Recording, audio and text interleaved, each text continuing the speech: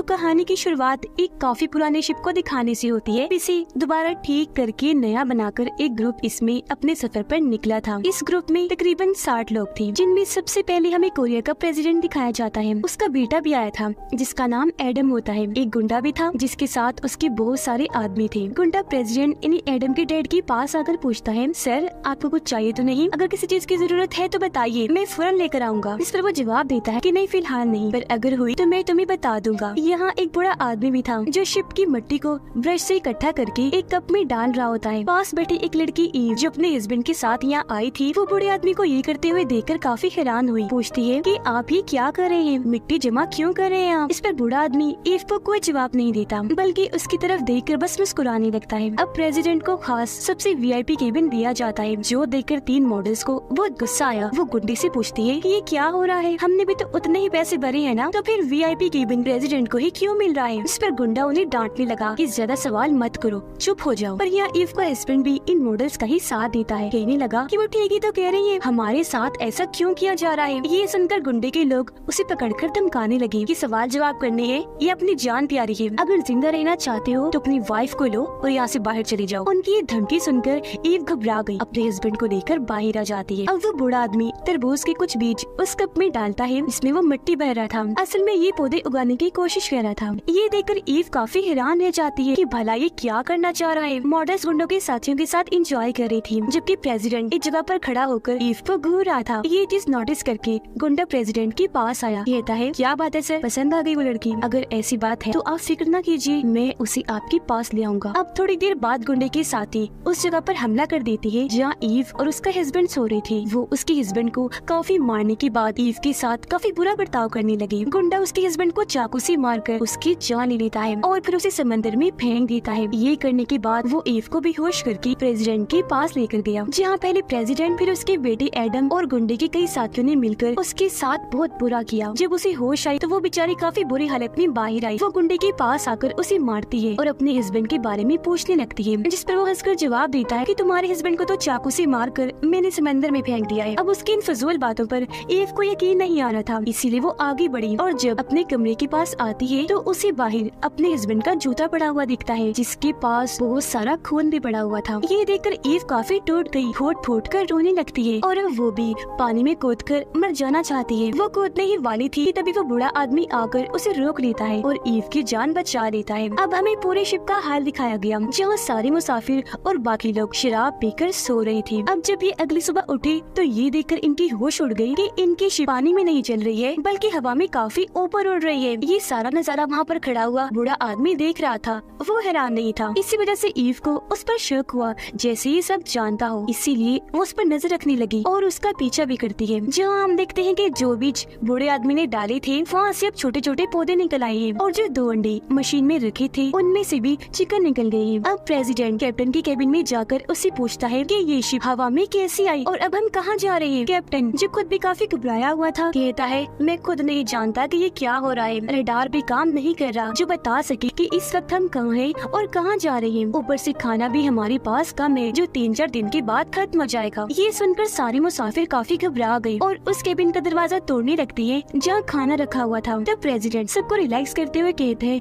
कि प्लीज शांत हो जाओ, लड़ो नहीं, खाना सबको ही बराबर दिया जाएगा। पर कोई भी सुनने को तैयार ही नहीं था, इसलिए गुंडा यहाँ अपनी ताकत का इस्तेमाल करता है। वो गन पॉइंट पर सबको चुप करवाता है। अब प्रेसिडेंट कैप्टन को कहता है कि इनमें से किसी को खाना दो या ना दो, लेकिन मुझे और मेरे बेटे को जरूर मिलना चाहिए, टाइम पर पहुंच जाए हमारा खाना। पर ये चीज कैप्टन को पसंद नहीं आई, इसीलिए वो उनकी कोई भी बात मानने से इनकार कर देता है। लेकिन गुंडा उसे भी गन दिखाकर धमकाने लगा। ये चीज कैप्टन से बर्दाश्त नहीं हुई, इसलिए वो अपने शिप के लोगों से मीटिंग करता है। कहने लगा कि ये प्रेसिडेंट तो बहुत ही लालची इंसान है, ऊपर से इसने अपने साथ वो गुंडा रखा हुआ है और अब अगर हमें उनका मुकाबला करना है, उन्हें रोकना है, तो हमारे पास भी हथियार होने चाहिए। अब जैसा कि हम जानते हैं ये शिप दूसरी जंग की है, तो हो सकता है इसमें हमें हथियार ही मिल जाए। ये कहने के बाद वो सब लोग शिप में हथियार ढूंढने लगे, जहाँ इन्हें बॉम्ब्स का भरा हुआ बॉक्स मिल जाता है, जिन्हें ये अपने पास रख लेते हैं।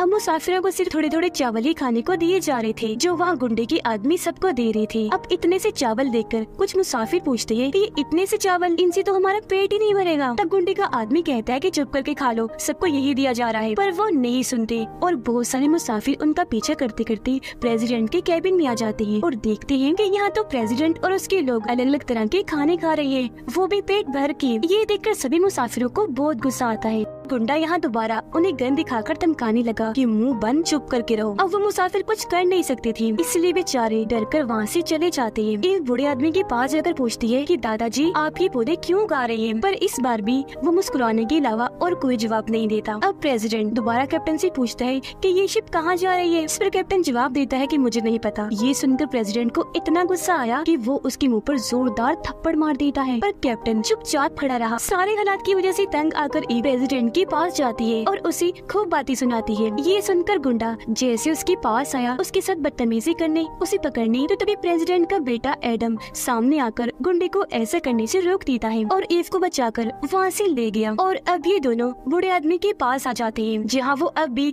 पौधे ही उगा रहा था जो पहले से बड़े हो गए थे। चोरी छुपके कुछ मुसाफिर खाना चुराने की कोशिश करने लगे, लेकिन उन्हें गुंडे के लोगों ने जान से मारकर गिरा दिया जाता है। ये देखकर प्रेसिडेंट काफी खुश हो गया और वो गुंडे को इस काम के लिए शाबाशी देता है। अब गुंडा प्रेसिडेंट को एक गन देता है कि आप इसे रख लो अपनी हिफाजत के लिए, अगर कभी मेरे पास ना हुआ तो ये काम आ सकती है। दोपहर को प्रेसिडेंट चिकन बड़े मजे लेने के खा रहा था। एक लेग पीस को वो वहाँ मुसाफिरों के सामने फेंक देता है, जो देखकर एक लेग पीस को उठाने के लिए वहाँ मुसाफिरों की भीड़ लग जाती है। वो उसके लिए आपस में लड़ने लगे। धक्का मुक्की हो जाती है क्योंकि वो बहुत भूखे हैं, उन्हें कब से खाना नहीं मिला। ये देखकर एडम को अपने डैड प्रेसिडेंट पर बहुत गुस्सा आया, इसीलिए वो उन्हें डांटने लगा कि डैड आप कितने लालची और जालिम इंसान हैं, इन लोगों के साथ आखिर ऐसा सलूक क्यों कर रहे हैं? इस पर वो जवाब देता है कि बेटा अगर हमें जिंदा रहना है तो इन सबको मरना होगा, तुम इसे बस कोई ड्रामे या फिल्म का सीन समझो और एंजॉय करो। उधर बूढ़ा आदमी शिप के बाथरूम से यूरिन जमा करके लाता है और उसे पौधों पर डाल देता है, जो देखकर ईव कहती है दादाजी ये क्या गंदे काम कर रहे हैं आप, भला इससे पौधों को क्या फर्क पड़ेगा? इस पर भी वो कोई जवाब नहीं देता सिवाय मुस्कुराने के। तभी ईव को उल्टी होने लगी। ये देखकर बूढ़ा आदमी उसे चेक करता है और जानकारी देता है कि तुम तो माँ बनने वाली हो। अब उसका हस्बैंड तो रहा नहीं और अकेले ही वो इस बच्चे को न पाल सकती थी, इसीलिए उसे मारने का सोचती है। उसने चाकू उठा लिया और जैसे अपने पेट में मारने लगी, ठीक वक्त पर बूढ़ा आदमी उसे रोक कर उसकी और बच्चे दोनों की जान बचा लेता है। एडम उसे ये बात पता चल गई थी कि ईव माँ बनने वाली है और उसे खाना चाहिए, इसीलिए वो खाना खाते वक्त केक के कुछ पीस छुपा के रख लेता है और उन्हें ले जाकर ईव को दे देता है। पर ईव वो खाना लेने से इनकार कर देती है, कहती है मैं तो तुम्हारी शक्ल तक देखना नहीं चाहती, तुम्हारे हाथ से खाना लेना तो दूर की बात है, क्योंकि जब सब लोगों ने मेरा फायदा उठाया जब मैं बेहोश थी तो उनमें तुम भी शामिल थी। जिस पर एडम कहता है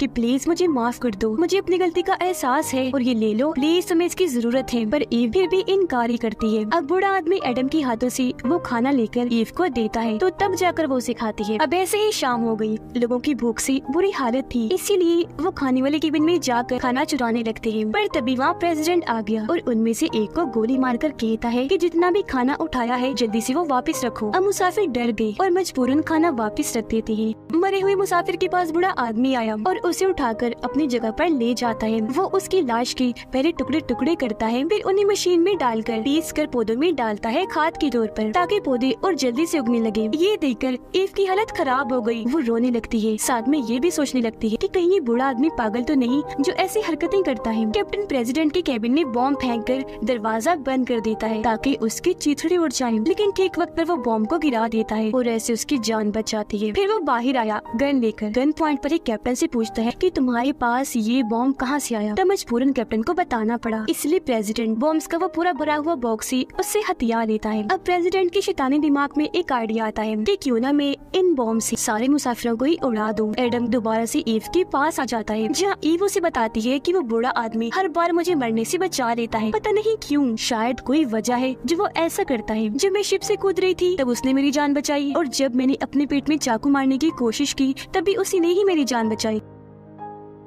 थोड़ी देर बाद गुंडा ऐलान करता है कि अब सब मुसाफिरों के लिए हमने एक कमरे में ढेर सारा खाना रख दिया है, जिसे भी चाहिए वो वहाँ जाकर ले ले। ये देखकर सभी लोग जल्दी से उस कमरे की तरफ भागने लगे। ये देखकर ईव भी वहाँ जाने लगती है, पर पहले की तरह इस बार भी बूढ़ा आदमी उसे रोक लेता है। सारे मुसाफिर जब उस कमरे में आ गए तो गुंडे के लोग उस कमरे का दरवाजा बंद कर देते हैं और अब एक सुराख के जरिए प्रेसिडेंट बहुत सारे बॉम्ब्स अंदर गिराना शुरू कर देता है। कुछ मुसाफिर ये देखकर दरवाजा खोलकर जल्दी से वहाँ से बाहर आने की कोशिश करने लगे, पर दरवाजों पर खड़े गुंडे के लोग उन पर हमला करके बुरी तरह सबको मार गिराते हैं। अब ये जुल्म बढ़ता ही जा रहा था, इसलिए अपना फुल जोर लगाकर कुछ मुसाफिर बाहर आए और गुंडे के आदमी से लड़ने लगे। इस तरह वहाँ जंग का एक माहौल बन गया। सब एक दूसरे के खून के प्यासे बन गए हैं, एक दूसरे की जान लेने में लगे हुए हैं। कुछ देर में पूरा शिप खून से लथपथ हो जाता है। कुछ लोग बॉम्ब से मारे जाते हैं तो कुछ ऐसे आपस में लड़कर अपनी जान से हाथ धो बैठते हैं और अब यहाँ सिर्फ कुछ ही लोग जिंदा बचे थे। प्रेसिडेंट गन पॉइंट पर सबसे पूछता है कि कैप्टन कहाँ है, जल्दी ढूंढो उसे, वो कहाँ गया। जबकि कैप्टन तो सारे खाने पर पेट्रोल डालकर उसे आग लगा रहा था, क्योंकि इस खाने की वजह से ही ये सब हुआ और अब अगर मरेंगे तो सब मिलकर मरेंगे। वहाँ तब एक गुंडा आ गया, वो कैप्टन को शूट करके उसे मार देता है और फिर जला हुआ खाना ही खाने लगा, लेकिन फिर थूक देता है क्योंकि ये उससे खाया ही नहीं जा रहा था। बूढ़ा आदमी इन लाशों को अपने लिए इस्तेमाल करने का सोचता है। वो बारी बारी सबके टुकड़े करता है और ईव को भी चाकू देता है ऐसा करने के लिए। पहले तो उसने मना कर दिया, लेकिन फिर रोती हुई उसने चाकू पकड़ ही लिया और अब वो भी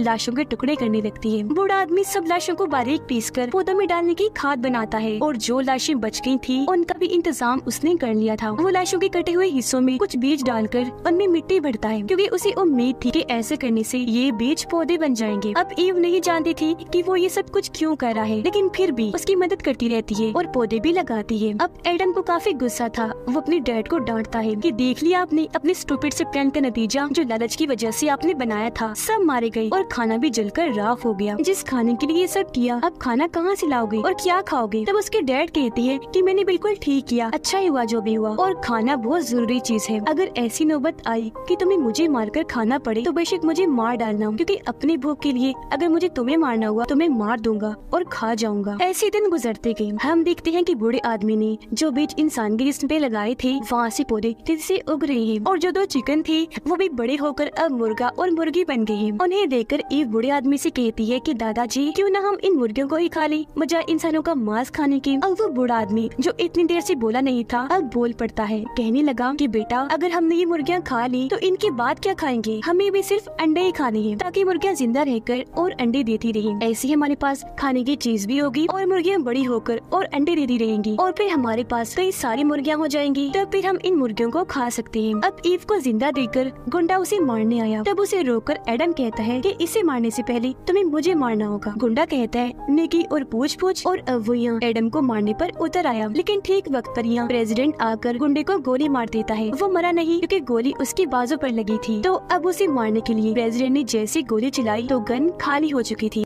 गुंडा यहाँ अपनी गन से ही प्रेसिडेंट को शूट कर देता है। गोली उसके सीने पर लगी, वो गिर गया और मौके पर ही उसकी मौत हो गई। ये देखकर एडम काफी घबरा गया, उसे ईव की फिक्र होने लगी, इसलिए वो उसका हाथ पकड़कर उसे लेकर वहाँ से भाग जाता है और गुंडा भी उनका पीछा करने लगा। अब बूढ़ा आदमी प्रेसिडेंट की लाश के पास आता है और उसकी गोली वाली जगह पर बीज और मिट्टी डाल देता है। उनका पीछे करते करते गुंडा आखिरकार उसने ईव और एडम को ढूंढ लिया था। इस बार एडम उससे लड़ता है। गुंडा जब उसे मार रहा था तो मौका पाकर ईव ने उसकी गन निकाली। उसने पहले उसके सीने पर शूट किया और फिर सर पर, जिससे गुंडा वहीं पर मारना चाहता है। उसकी शर्ट खोलकर गोली वाली जगह पर ईव मिट्टी डाल देती है, जो चीज उसने बूढ़े आदमी से सीखी थी। कुछ दिन के बाद दिखाया गया कि लाशों में से और पौधे उग गए हैं जो काफी बड़े हो गए हैं। एडम बूढ़े आदमी को कहता है कि मुझे बहुत भूख लगी है, प्लीज वो मुर्गियाँ मुझे दे दो ताकि मैं उन्हें खा सकूं। अब यहाँ बूढ़ा आदमी उसे मुर्गी तो नहीं देता बल्कि कोई और मांस का टुकड़ा उसे खाने को देता है ताकि वो अपनी भूख मिटा सके। अगले दिन एडम ने दोबारा खाना मांगा तो इस बार भी बूढ़ा आदमी उसे मांस का टुकड़ा खाने को देता है। ये देखकर ईव काफी हैरान हुई। उसे कुछ समझ नहीं आ रहा था कि बूढ़े आदमी को मांस के टुकड़े मिल कहाँ से रहे हैं, क्योंकि सारे लोग तो पौधे बन गए हैं। ये बात उसने बूढ़े आदमी से पूछी, लेकिन इस बार भी उसने जवाब सिर्फ मुस्कुराहट ही दी। पर यहाँ ये बात सामने आती है कि जब भी एडम खाना मांगता है तो बूढ़ा आदमी उसे खुद अपना ही मांस काट कर देता है। और फिर ऐसे एक दिन बूढ़े आदमी को एक आइडिया आया। उसने अपने जिस्म का सारा ही मांस मांस काटकर एक बाल्टी में डाल दिया जितना वो काट सकता था, और ऐसे ही जख्मी हालत में खून में लथपथ वो समंदर में कूद जाता है और यहाँ उसका भी खेल खत्म। हालांकि वो बेचारा सबकी भलाई चाहता था। ये बात जब ईव को पता चली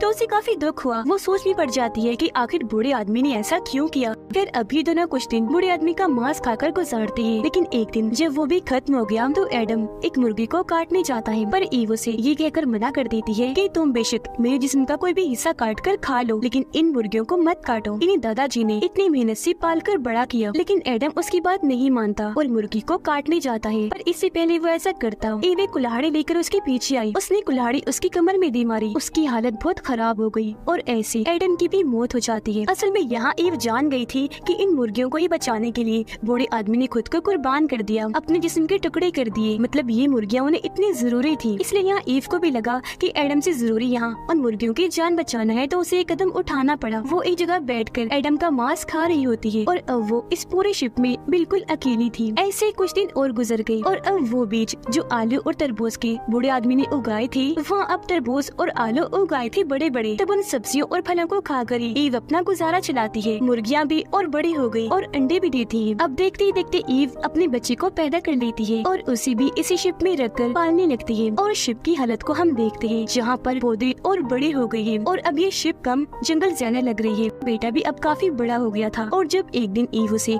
पौधा तोड़ना सिखा रही थी तो हमें इस शिप के बाहर और अंदर का सीन दिखाया जाता है, जहाँ ये शिप पौधों के जंगल का पूरा पहाड़ बन गई है। और फिर हमें पूरी ही दुनिया दिखाई गई जो वीरान पड़ी थी। ऐसा लग रहा था जैसे इंसानों का दुनिया पर से खात्मा ही हो गया हो। अब इस कहानी में हमें दिखाया गया कि कैसे यहाँ हर किसी को अपनी ही फिक्र है, अपने पेट की, अपनी भूख मिटाने की। इस चीज में कुछ लोग इतने अंधे हो गए कि एक दूसरे की जान ले बैठे। पर इस माहौल में भी एक भला इंसान ऐसा था जिसने सबका भला करने के लिए अपने दिमाग का इस्तेमाल किया। उसने यहाँ पौधे लगाए ताकि बचे हुए लोगों को जिंदा रखा जा सके। यानी उस बूढ़े आदमी ने, क्योंकि वो जानता था कि कुदरत क्या है, इसकी अहमियत क्या है, उसने इसी चीज का फायदा उठाया। वो नहीं चाहता था कि मेरी मौत के साथ सब खत्म हो जाए, इसलिए उसने ईव की जान बचाकर उसे सब सिखाया। बूढ़े आदमी से सीखी हुई हर चीज को इस्तेमाल करके ईव इस शिप को जंगल बना चुकी है। वो यहाँ अपनी और नेचर, कुदरत की हिफाजत करती है, जो हमें भी करनी चाहिए। तो ये कहानी यहीं पर खत्म हो जाती है।